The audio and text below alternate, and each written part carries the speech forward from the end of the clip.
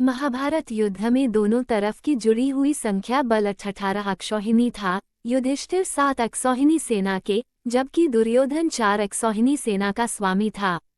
पांडव तथा कौरव दोनों ही ओर की सेनाएं युद्ध के लिए तैयार होने पर पहले भगवान श्री कृष्ण परम क्रोधी दुर्योधन के पास दूत बनके पहुंचे। उन्होंने 11 अक्षौहिणी सेना के स्वामी राजा दुर्योधन से कहा, राजन, तुम युधिष्ठिर को आधा राज्य दे दो या उन्हें 5 ही गांव अर्पित कर दो, नहीं तो उनके साथ युद्ध करो। श्री कृष्ण की बात सुनकर दुर्योधन ने कहा, मैं उन्हें सुई की नोक के बराबर भूमि भी नहीं दूंगा। हाँ, उन्हें युद्ध प्रातः नजर।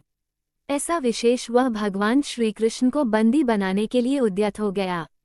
उस समय राजसभा में श्री कृष्ण ने अपने परम दुर्धर्ष विश्वरूप का दर्शन करके दुर्योधन को आत्मिक कर दिया। फिर विदुर ने उन्हें अपने घर ले जाकर भगवान का पूजन और सत्कार किया। तदनंतर वे युधिष्ठिर के पास लौट आए और बोले, महाराज, आप दुर्योधन के साथ युद्ध कीजिए। दोनों सेना के महारथी युद्ध से पूर्व पांडवों ने अपनी सेना का पड़ाव कुरुक्षेत्र के पश्चिमी क्षेत्र में सरस्वती नदी के दक्षिणी तट पर बसे मंत्र पंचक तीर्थ के पास हिरण्यवती नदी के तट पर डाला।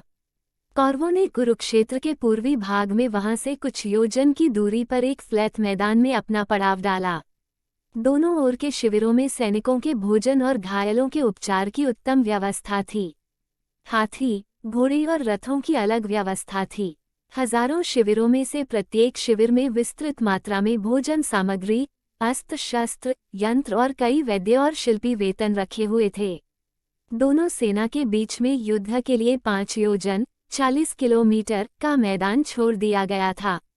कौरवों की ओर से युद्ध करने वाले महारथी थे भीष्म, द्रोणाचार्य, कृपाचार्य, कर्ण, अश्वत्थामा, मद्रनरेश शल्य, भूरिश्रवा, अलम्बुश, कृतवर्मा, कलिंगराज श्रुतायुध, शकुनी, जयद्रथ, विंद, कंबोजराज सुदक्षिण, बृहदबल, दुर्योधन भाई व अन्य। जबकि पांडवों की ओर से भीम, नकुल, सहदेव, अर्जुन, युधिष्ठिर, द्रौपदी के 5 पुत्र सात्यकी, उत्तमौजा, विराट, द्रुपद, धृष्टद्युम्न, अभिमन्यु, पांड्यराज, घटोत्कच, शिखंडी, युयुत्सु, कुंतीभोज, शाब्या, अनुपराज, नील आदि प्रमुख महारथी थे। युद्ध के नियम। पितामह भीष्म की सलाह पर दोनों पक्षों ने एकजुटता और युद्ध के कुछ नियम बनाए। उनके बनाए हुए नियम थे, प्रतिदिन युद्ध सूर्योदय से लेकर सूर्यास्त तक ही होंगे। सूर्यास्त के बाद युद्ध नहीं होगा। युद्ध समाप्ति के पश्चात छल कपट छोड़कर सभी लोग प्रेम का व्यवहार करेंगे। रथी रथी से, हाथी पर सवार योद्धा हाथी वाले से और पैदल पैदल से ही युद्ध करेंगे। एक वीर के साथ एक ही वीर युद्ध करेगा। डर से भागे या शरण में आने वाले लोगों पर अस्त्र शस्त्र का प्रयोग नहीं करेगा। जो वीर निहत्था हो जाएगा उस पर कोई अस्त्र नहीं उठाया जाएगा। युद्ध में सेवक के काम करने वालों पर कोई अस्त्र नहीं चलाएगा। युधिष्ठिर और दुर्योधन की सेनाएं कुरुक्षेत्र के मैदान में जा डटीं। अपने विरुद्ध पितामह भीष्म और आचार्य द्रोण आदि गुरुजनों और सगे संबंधियों को देखकर अर्जुन युद्ध से विरत हो गया।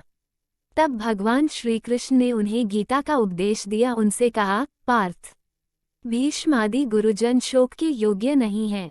मनुष्य का शरीर विनाशशील है, इच्छा आत्मा का कभी नाश नहीं होता। यही आत्मा परब्रह्म है।